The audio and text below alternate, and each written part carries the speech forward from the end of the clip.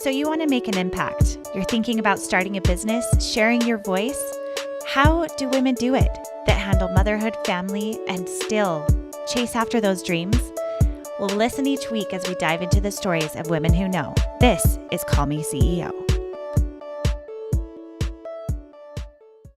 Welcome back, everyone, to another episode of Call Me CEO. This is your host, Camille Walker. Today, we are talking about women. It's about sisterhood, you guys. And I'm so excited because Samantha Tradelius is here with us today, and she is a champion of women. That was the word. I was going to say champion and sistership, and it came out sister something.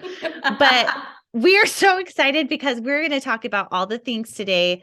And Samantha, you heard a little bit more of her formal bio before this, but man, you guys, she has built a company, the commercial coverage insurance company, built it to 8 figures. She also is the author of Stories of Changemakers and the host of InspiHER'd.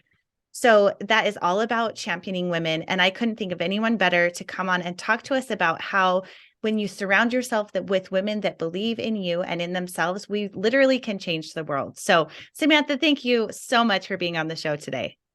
Yes, hello. We as women can do so much together. And I love that you have a platform to share the stories of us girls. Yes. I mean, there are so many amazing stories that need to be shared and heard all over the world. I cannot wait for our audience to hear about you and how you got started. So please introduce yourself. Yes, I'm Samantha Tradelius. I have many hats, as you've discussed. The starting point of my life was in insurance, which is, not the most glamorous, sexiest industry, but it has been one that I've been very successful in and I'm very grateful for. And, that started off as a young woman working for my family's licensing school in Encino, California. And one of the teachers not showing up for work one day and me going in there at age 17, teaching insurance class to a whole bunch of people, not knowing anything about anything, but I knew enough to know that like this put food on my family's table. So, hey, let's figure this out. Which then kind of parlayed into me learning how to sell insurance and then opening up my own agency with my father when I was 23 years old, which then was selling, home and auto insurance and smiling and dialing and building a book of business, which then I kind of organically, if you will, met my husband who had just literally opened up commercial coverage in his basement. It was him and himself in San Francisco. And that was almost 20 years ago that we met. And he kind of, had his like peacock feathers up and was, Mr. Big Shot. And what it really was like him in a like gateway computer.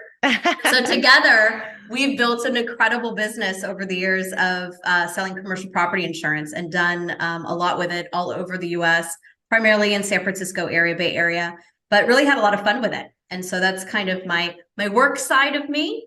And then, of course, I am an executive director and founder of a nonprofit, which I'm sure we'll tap into later on.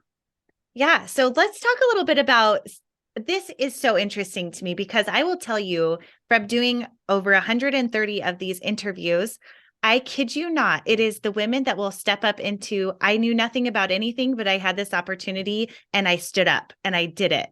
What was that moment like for you, knowing that you were in that spot and just deciding to step into it? What did it take from you? And what was your thought process? Do you remember? Oh yeah, I was terrified, right? Yeah. Because what it was teaching insurance, in the state of California, if you wanted to get your insurance license, as you still do now, you have to do so many hours of licensing. Mm-hmm. And so there was literally probably 75 people in this room. And I just knew like I was working in the office at the time. And I knew like, okay, these people are what honestly pays the bills and puts food on the family's table. So I don't know. I just grabbed a book and went in and opened it up. And I knew enough to talk the talk because I'd hear people talking.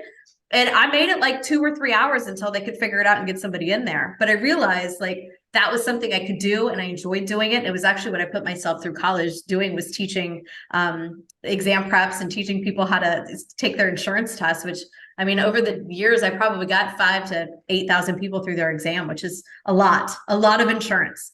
Wow, that's incredible. Now, you built this business. First, you partnered with your dad, and then you built the business with your husband. Is this still considered a family business? Are you still working it with your dad, or is that now a separate entity?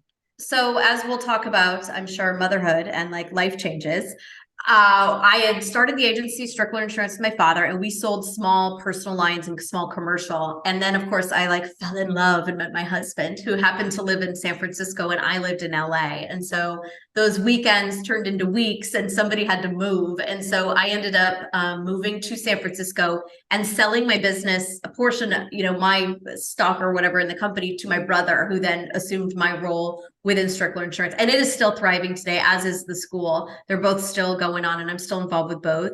And then I kind of had some kids. I had 2 girls. And so that kind of took a little bit of time.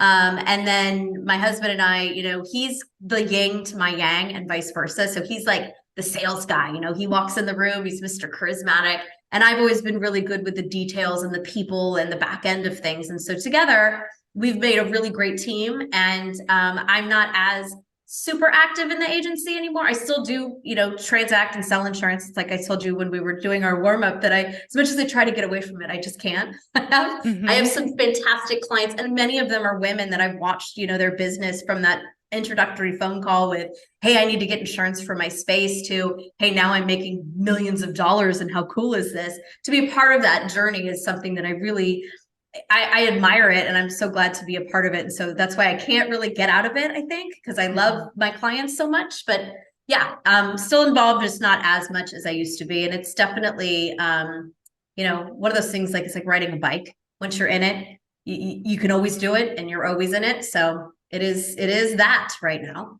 Yeah.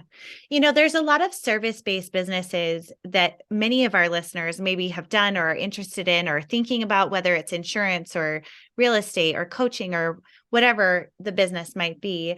One of the biggest hurdles, I think, is building that book of business. And as a woman, and oftentimes traditionally, the first part of my career, I was in the finance business. I was a mortgage broker, predominantly with men. And I think that as a woman, it can be kind of hard to be put into like the bros club and wondering where you fit in. What were some steps that you took when you were first starting out and really not sure where to begin? Did you find alliances to build your business? Great question, because both of those industries, as I like to say, are very pale, male, and stale, right? Insurance is like the worst, right? I would walk into a meeting and I'd be the only woman, and I'd be a young woman, and I'd have my heels and my, blonde hair and my red lips, and people be like, is your dad coming, or is your boss coming? And I'm like, no, I am the boss. Yeah.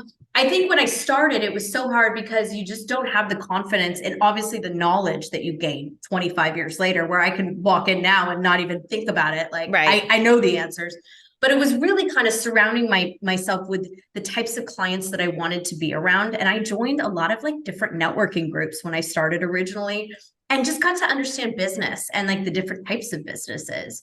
And then when I moved to San Francisco, I did not know anyone except for my husband. And I was just like a fish out of water. And I happened to come across a group of women that had a networking group called Skirts. And Skirts was about, it has an acronym, and it was sharing knowledge, information together. And once a month, these women would meet, and they were all from different walks of the world, all business owners, or had to like hunt their own dinner, if you will. Yeah. And we would meet, and we would talk about business, talk about life, talk about, what was going on in our personal and professional lives. And through the years, these relationships that were formed were so unbelievable in the growth of, I think, all of us. And so I think the best piece of advice I could get through any woman's mind is like, get yourself a good group of entrepreneurial girlfriends, because there you can swap stories. You can, have an idea about something that you might not even be thinking about, but they've been there, they've done that, and they're really willing to help you. And I think a lot of my success has been absolutely based. I know a lot of my success is based upon solely the women that I've been able to surround myself with. And I still do today. I mean, we're still bouncing ideas all the time and doing a lot of business together.